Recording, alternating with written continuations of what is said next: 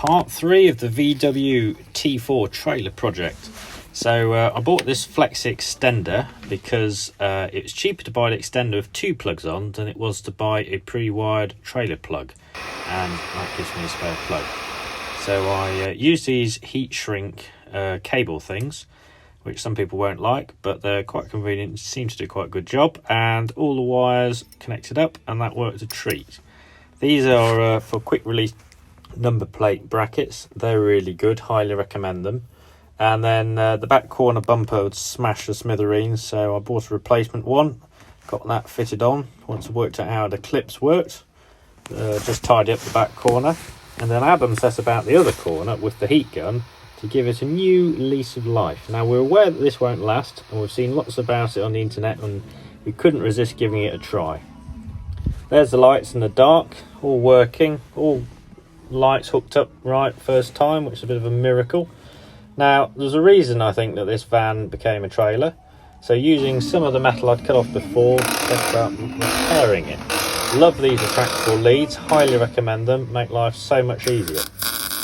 So the technique I use sometimes for doing a patch is to actually weld the replacement piece of metal oversized over the top, wait for it, and then cut both the original panel and the new patch at the same time. So you tack it on over the top and then cut and tack as you go, and that way you only have the slitting disc thickness that you've actually cut, and that's the gap that you weld.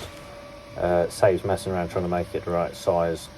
So there we go, bit of grinding. Here's another one.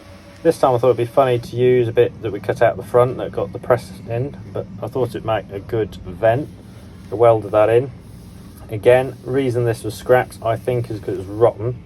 So cut out all the rots, over to the folder to fold up a new piece of metal. You can see the next project in the background there. Have a guess what it is. This folder hasn't actually made it to the workshop yet, so it's in the shed over the way. Handy thing to have if you can work out how the levers work. This is just a bit stiff. There we go. So that is a new replacement bottom piece, so get that welded in. And then the front corner I remodelled because obviously it doesn't go into the sill where the cab would be because there's no cab anymore. So I made it so it tapers in. So time to get this welded in. There we go. There's a bit that tapers it in. Not the best job in the world, but it's all right for this project. There's all the metal, as you can see. It wasn't the best. So had it lifted up so I could have a bit of a look underneath, see how bad it really was, but that seems to be the worst of it. Adam got excited and heat gun out and zoomed through taking all the letters off. And then it was time to address this horrible welding someone had done putting in these new arches. So I grind it back as best as I could and then tidied it up. Bit of an improvement.